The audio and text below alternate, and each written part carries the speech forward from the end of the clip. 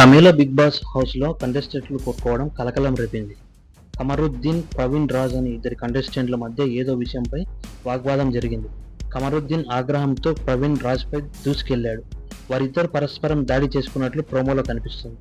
ఇతర కంటెస్టెంట్లు జోక్యం చేసుకుని వారిని ఆపారు. ఈ వీడియో వైరల్ అవుతుంది. ఇది బిగ్ బాస్లా లేదు, డబ్ల్యూడబ్ల్యూఈలా ఉంది. అసలు బిగ్ బాస్లో చిల్లర వేషాలు ఎక్కువ, రియాలిటీ కంటే డ్రామా ఎక్కువ. మొదట్లో అందరూ మేమంతా ఒక కుటుంబం అంటారు, కానీ రోజులు గడిచాకే ఆ ఫ్యామిలీ ఫ్రెండ్స్ ఒకరికొకరు నామినేట్ చేసుకుంటారు.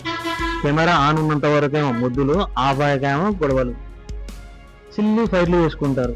ఒక కప్పు టీ కొరకు, ఒక బెడ్షీట్ కోసం, ఒక చిప్స్ ప్యాకెట్స్ కోసం రచ్చ చేస్తుంటారు. అది నాది, ఇది నాది అంటూ గొడవ వేస్తుంటారు. నువ్వు ఎందుకు తిన్నావు అని సీరియస్గా గొడవ, అంతా పబ్లిసిటీ కోసమే.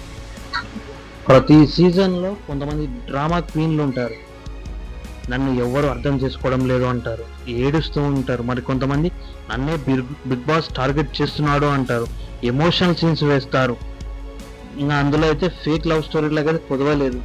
షోలో రొమాన్స్ మొదలవుతుంది, కానీ షో అయిపోగానే బ్రేకప్ స్టోరీ పోస్టులు వస్తాయి. పబ్లిసిటీ కోసం ప్రేమ, ట్రెండింగ్ కోసం బ్రేకప్. టాస్క్లో గోల, ఒక టాస్క్లో గెలవకపోతే వెంటనే ఫెయిర్ కాదు అంటారు. ఎవరు గెలిచినా బిగ్ బాస్ సపోర్ట్ చేస్తున్నాడు అని అంటారు. ఎలిమినేషన్ ఎమోషన్, నేను వెళ్ళిపోతున్నా కానీ నా ఫ్యాన్స్ నన్ను మళ్ళీ తీసుకొస్తారని కన్నీళ్లు కారుస్తూ ఉంటారు. కానీ బయటకు వచ్చాక ఎవరికి టైం లేదు. మొత్తానికి బిగ్ బాస్ అంటే ఒక రియాలిటీ షో కాదు, అది drama university. Fake emotions, fake fights, fake స్నేహం అన్నీ మిక్స్ అయి ఒక పబ్లిసిటీ స్టంట్లా ఉంటాయి బిగ్ బాస్లో.